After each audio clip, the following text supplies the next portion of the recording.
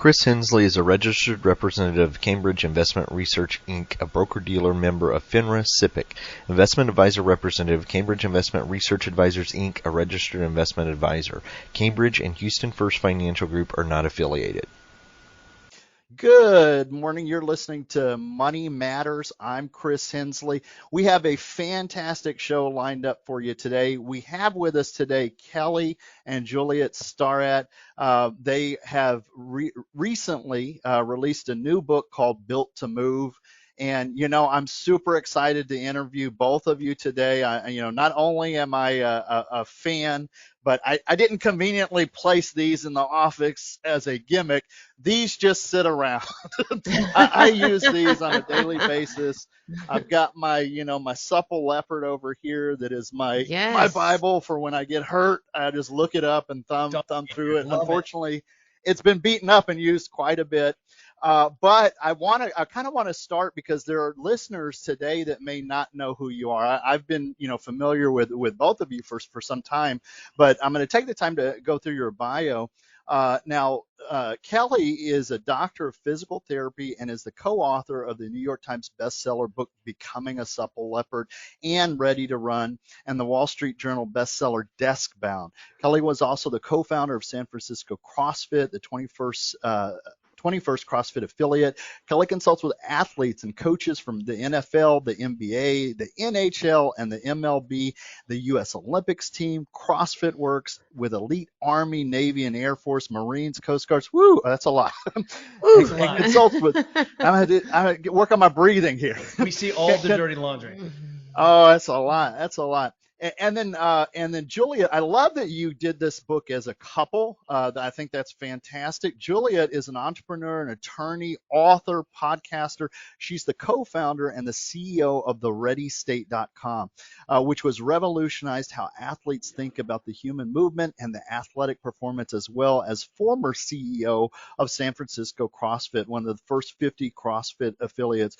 Both of you, welcome to the show today. Thank you so much for having us. Absolutely.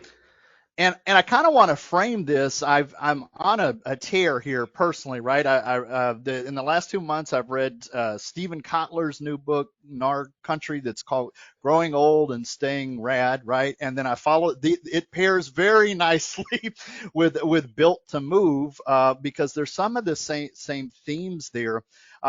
This is a finance show. If you're a longtime listener, we started podcasting in 2014. So you've heard several times throughout the life of the podcast where we brought in health and fitness topics to a finance show. Well, usually we'll have to make an argument as far as, well, why are we doing that, right? The tie-in between financial success and being healthy.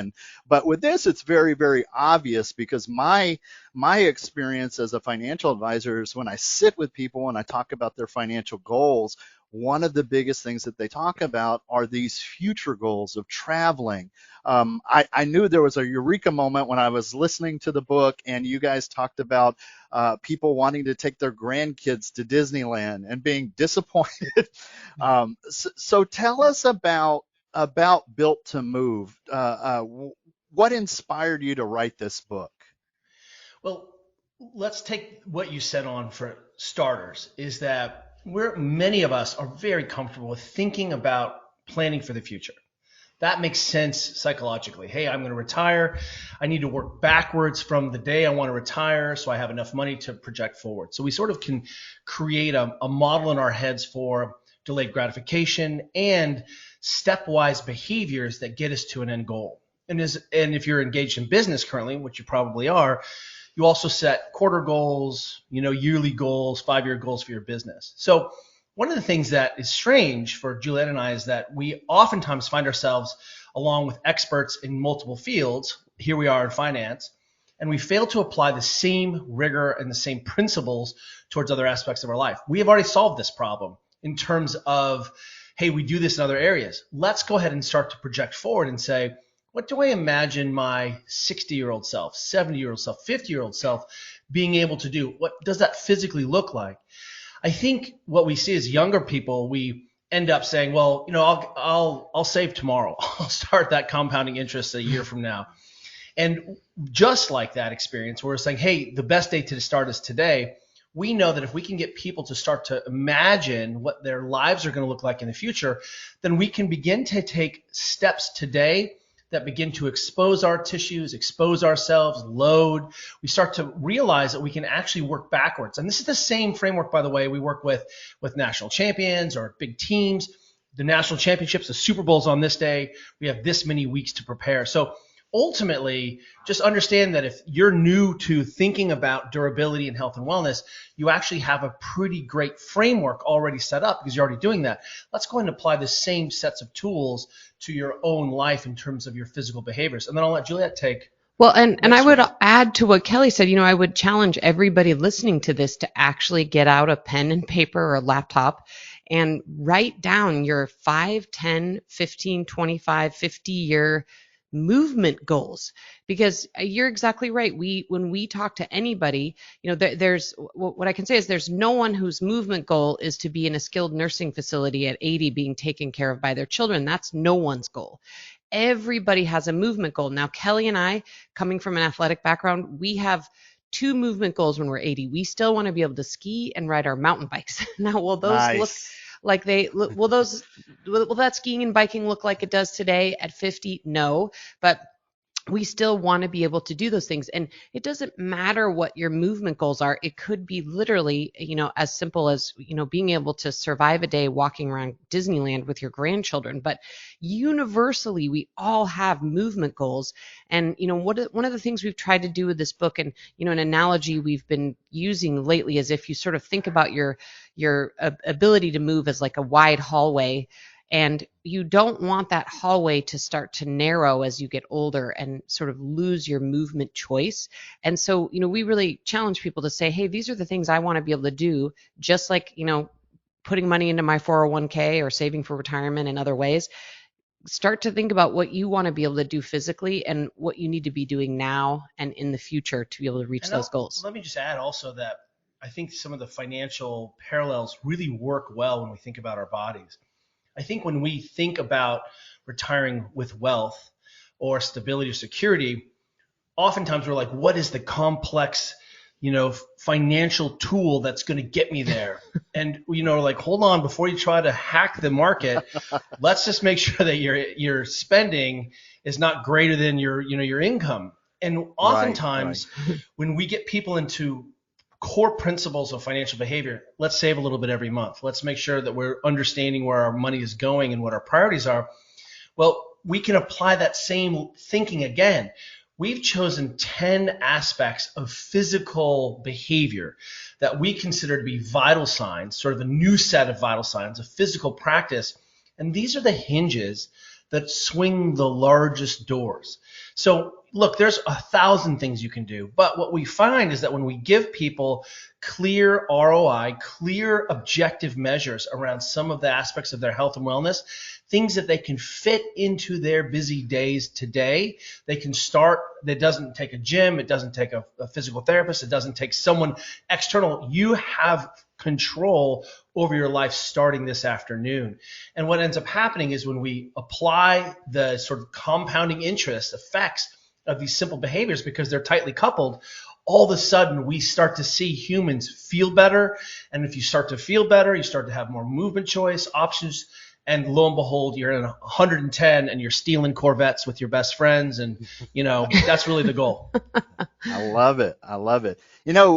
This book, I encourage anybody to read it, no matter what age level you're at, because there's so much stuff to take away. It is quick enough that you can get through it, but I hate to say it's concentrated. The stuff that you have in it, each one of these sections is so important, and you called them, the 10 vital signs. Each one of them, we could probably do a whole show on each one of them. So I'm trying to give myself some guardrails here. But let's back up and just talk about the idea of rewilding, right? The idea of what you call rewilding. What does that mean? Well, take it away, one of the things that we want people to appreciate is, look, you bring up a really good point around the book. It's every vital sign gives us a cluster of behaviors. So if we take the first one, for example, and I'm actually addressing your question, this notion of rewilding. is that human beings are capable of sort of base levels of function. Your hips should move a certain amount. It takes a certain amount of movement every day to accumulate fatigue to go to sleep. You need to have this much range of motion of your hips so that your back works well. So one of the things that we're trying to do is say, when we say rewilding, we're saying, how can we shape our environments so that those inputs on us help our bodies do what they need to do? And unfortunately, the way most of us are living, for no fault of our own, it's not sort of, we don't end up using our full movement language. It's easy to get sucked into a Hulu show or Netflix late at night, or be running around and not getting enough sleep, or not fuel yourself with fruits and vegetables, and et cetera, just because you're a busy person with a sick family member. I mean, we get it. But one of the things that we can begin to do when we say, hey, let's start with this constellation behaviors, that we start the book with this thing called the sit and rise test, which is a really simple way of assessing how freely you can move in your environment. All you have to do is stand, cross your legs, and then lower yourself to the ground in a crisscross applesauce position. So you end up sitting cross-legged on the ground. And then, without putting a knee down or a hand down, see if you can reverse that position and stand back up. And it turns out, based on a 2014 really excellent study, it looked like that test was a good indicator of how well people age, their mortality and morbidity. What we want you to know is that it's not about strength. It's not about coordination. You're a grown-ass adult. But what you might find is that you haven't touched these ranges of motion in your hips and your knees and your ankles for a minute. And this is a very fair test, believe it or not. It's not a full range of motion test. Like, you don't have to do the splits here or be Simone Biles. But what we know is the number one reason people end up in nursing homes is they can't get up and down off the ground independently.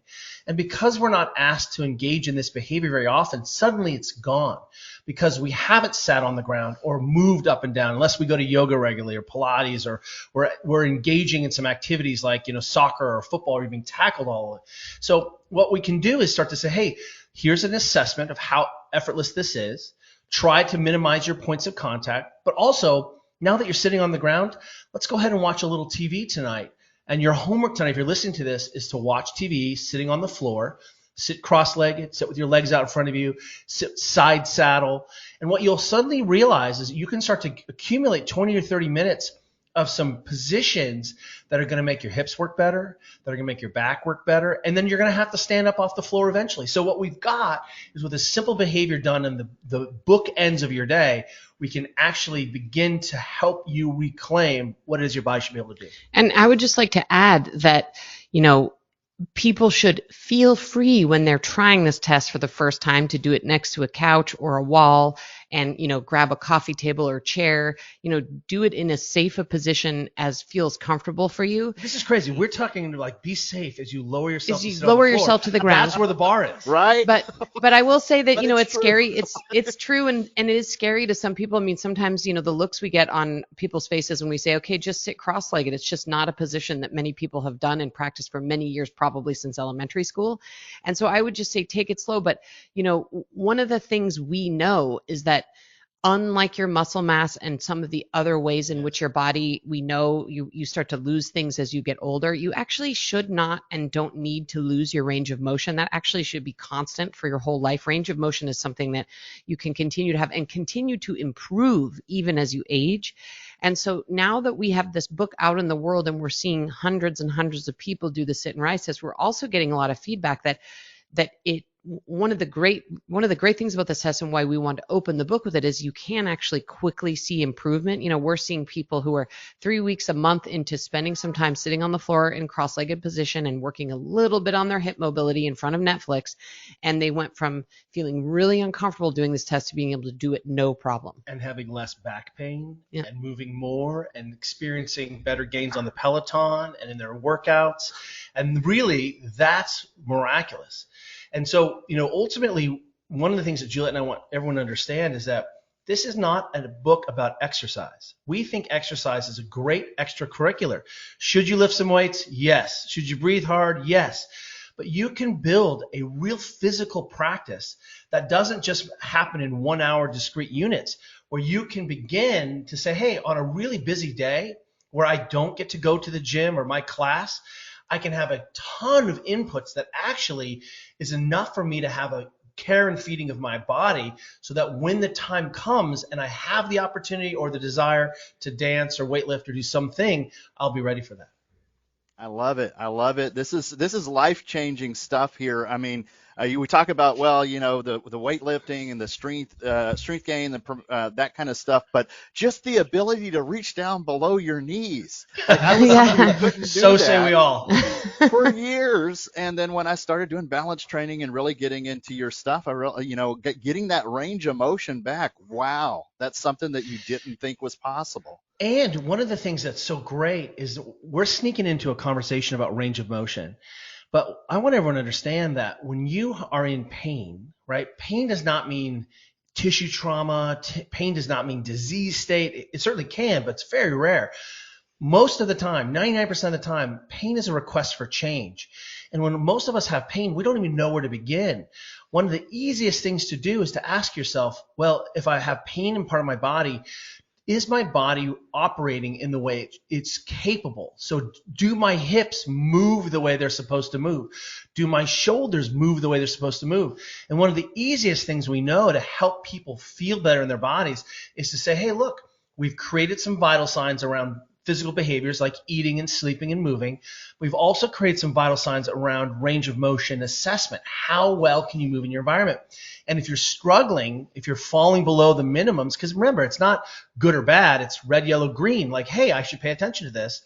Suddenly, even though you may be an expert in some aspect of your life, improving your hip extension in the couch test may be the thing that restores how your knee feels so that you can go walk more. And ultimately, until someone shows you these vital signs and gives you a clear objective measure, you'll probably have some blind spots. And I would like to add too that, you know, Kelly being one of the most sought after physical therapists in the world, you know, if he has a client who comes to see him for low back pain, he does 3 things, all of which are vital signs in this book. The first is he teaches people how to breathe. The second is he prescribes a lot more walking. And third, he prescribes them to start working on their hip mobility, including sitting on the floor while they're watching television. And so, you know, I think maybe there's a notion out there that, you know, these problems are, and again, while the human body is like one of the most complex things in the known universe, there are actually some very straightforward things that people can be doing on their own without seeking out help to make their own bodies feel better. That's a subversive idea.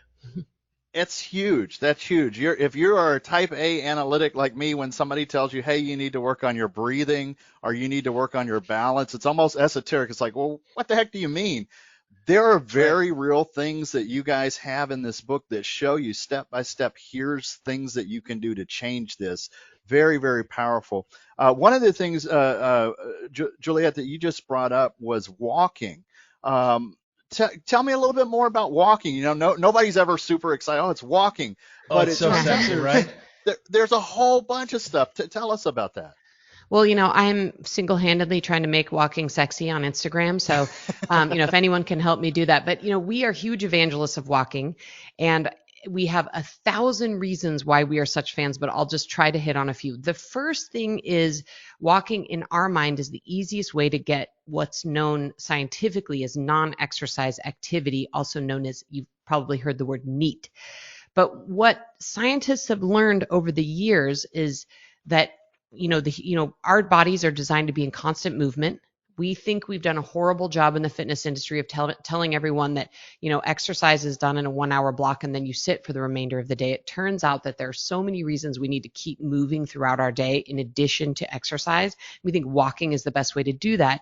And it turns out that oftentimes the difference over a lifespan of someone who's able to control their weight and not control their weight is non-exercise activity. It turns out that most workouts in an hour, you're burning 300 to 500 calories. And so ultimately the goal is to get as much non-exercise movement in your day. And that could be the difference between being, you know, struggling or not struggling with your weight. But there's all these other amazing side benefits of walking. One of those is that you actually get outside and get some sunlight on your body. If you walk, you might interact with your neighbors and know people in your community. We find, Kelly and I go for an after dinner 20-minute walk almost every night, 1,750 steps. We don't take our phones. We have a chance to reconnect and talk about our days and, be spouses together. There's also, for those people who are into athletics and training, one of the best ways to recover from exercise and be ready for your workout the next day is by walking. Walking actually clears out the lymphatic system in your body, which is, sort of the waste system of the body. So, we could go on and on about the benefits of walking. Talk about sleep. Well, yeah. And, Kelly has done a bunch of work with the Delta Force. And one of the things he learned by working with them is that if any of their warfighters are struggling with sleep, to fall asleep or to stay asleep, their first order prescription is they're given 12 to 15,000 steps of walking. So, Wow. here they have access to every bell, whistle, pill, drug, you name it, they have access to everything. And their first order is to make sure that they've actually moved enough to have enough sleep pressure to be able to fall asleep and sleep well. And I think the way people can relate to that is, anyone who has like a wild toddler, the goal of it, if you have a toddler, is the goal is to like just crush them all day with movement so that they just fall asleep exhausted at night. It turns out that adults need to do the same thing too, to develop enough sleep pressure to actually fall asleep and sleep well. I love it. I love it. All right, I'll let both of you know that me and my wife are going for afternoon walks after dinner, and I've been inspired. So now I have a weighted vest. She'll walk. She doesn't have the weighted vest. I have the weighted vest, so I look like a SWAT person or something while we're walking, but it works. I'm getting that extra resistance here. And what I want to shout out for a second, that is really progressive. And what you just described is something sort of easily, if you don't have a weight vest, you probably have a backpack laying around. You could load some books in there, load some cans in there, load a 10-pound weight in there. But the sort of technical term for loaded walking is rucking, out of the military. And we find that if we look, what we often think is walking is so low level that really I should be running. And if I'm not running, I should be doing nothing. But we see that rucking is the best, coolest, most amazing way to load your spine, sort of improve your posture, load your feet. And it turns any little walk. This morning, we have a little 1-hour loop in our neighborhood. We got up early. It's our daughter's birthday. And lo and behold, we throw on our backpacks. Juliet's carrying 30 pounds. I'm carrying 20 pounds. And we fly around. And that changes that walk into a real load. And so even a little 10-minute walk with a backpack you keep by the door will change and load your system. And ultimately, we feel like this is one of the most secret ways to increase the load on your body, doing the thing you're doing anyway, walking. You may have also heard of the blue zones. Maybe some of your listeners have as well. But the blue zones there's 5 or 6 places on Earth where people live the longest. They have the highest number of centenarians, and people also have the fewest amount of sort of chronic diseases and other sort of physical challenges as they age. And one of the things that people do universally across all the blue zones is carry heavy things and do a lot of walking. Nobody in, Sardinia or Okinawa who's lived to be 100 put on their tennis shoes and went to an Orange Theory class. They never, ever did formal exercise, right? The people that have lived long and lived well have just always been moving a lot throughout their day, doing a ton of walking, carrying things, putting their body into different shapes, getting up and down off the floor. These are the common things that have helped those people become centenarians. And again, I also want to add here that Kelly and I are obsessed with the word durability. We don't like the word longevity because none of us care that we live to be 105 if we're bedridden for the last 15 years of our life in a skilled nursing facility. But what we all want universally is to have a body that feels good for as long as possible and to be able to do the things we want to do physically for as long as possible. And to us, that's durability. And takes the hits, because you're going to have a sick family member. You're going to have to jump on a red eye. Some disease is going to come your way, chances are, in the course of your life. And what we're trying to do is say, hey, what are the places in my day-to-day behavior where I'm not having to summon willpower and hire a trainer and do all these heroic things? Where can I begin to place these behaviors into my day, in my 24-hour duty cycle, that builds capacity and allows me to take these hits or weather these very stressful times? It's kind of a stressful time in the financial markets right now. Some of the people listen to this are like, holy moly, my hair's falling out. How do we manage that stress?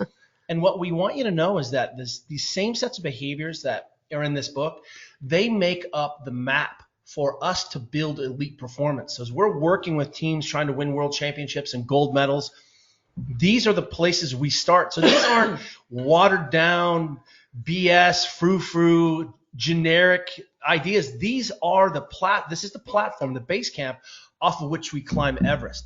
But simultaneously, we know that these are the behaviors that engaged in, whether you have time to exercise or not, that will allow you to handle higher loads. These are the things that allow our athletes to adapt to stressful situations more effectively, but they also help us come back to our families in a much more intact way. I love it.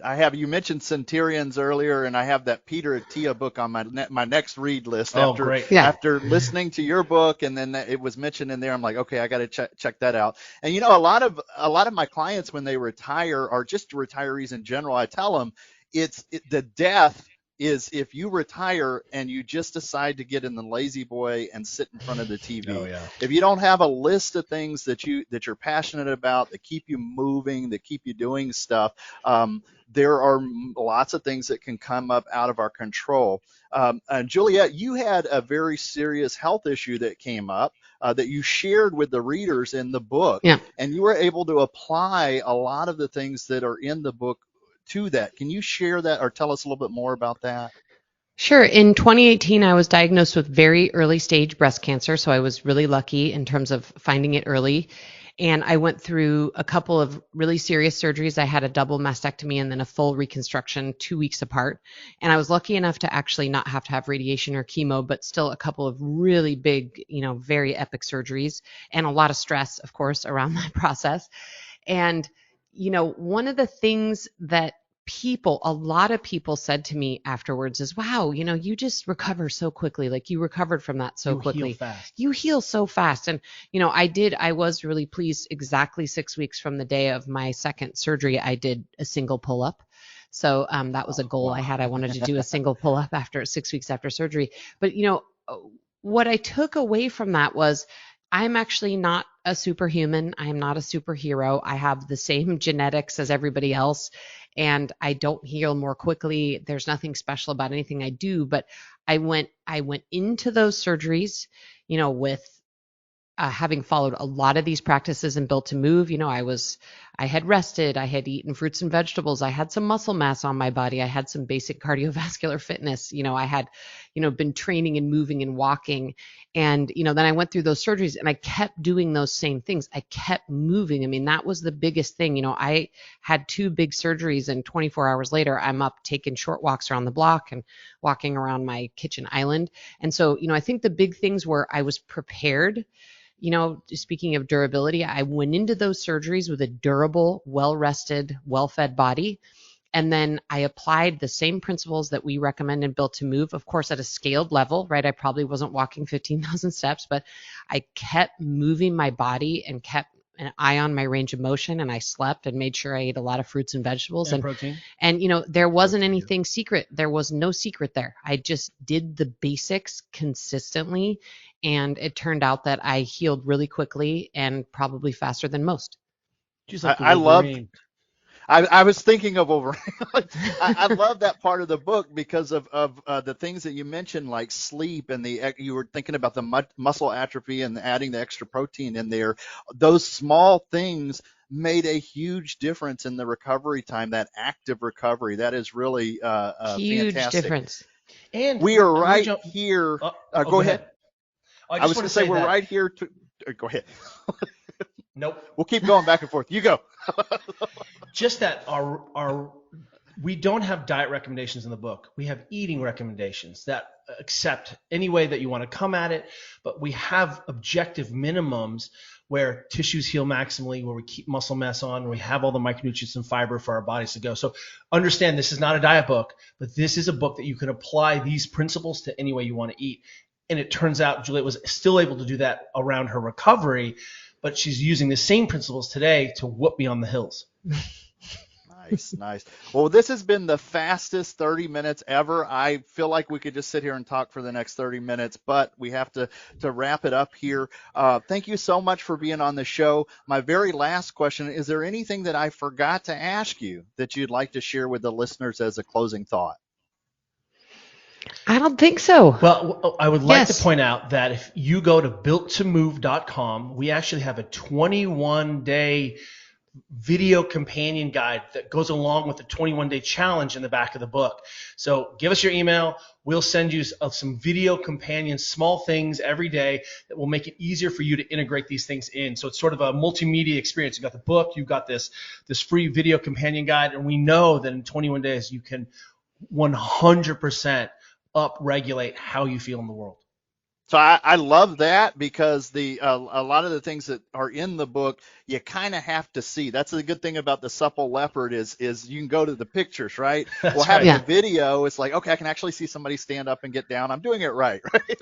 Exactly. Well, good. Well, thank you so much for being on the show. Have a good rest of the day there, and we'll have a good one. Thank you so much for having me.